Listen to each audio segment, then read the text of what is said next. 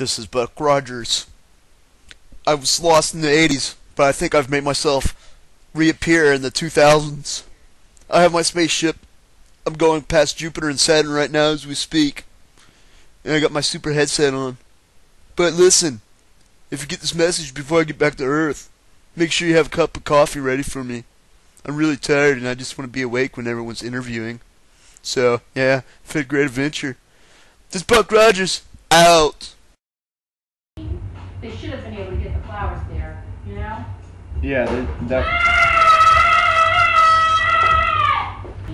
They should have been able to get the flowers there, you know? Yeah, that.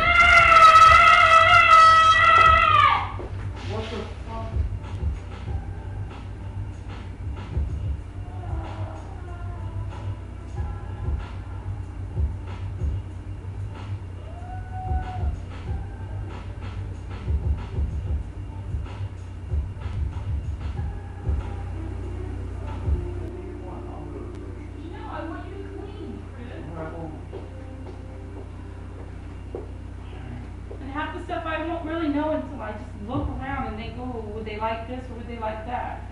Can you do me a favor before anything else?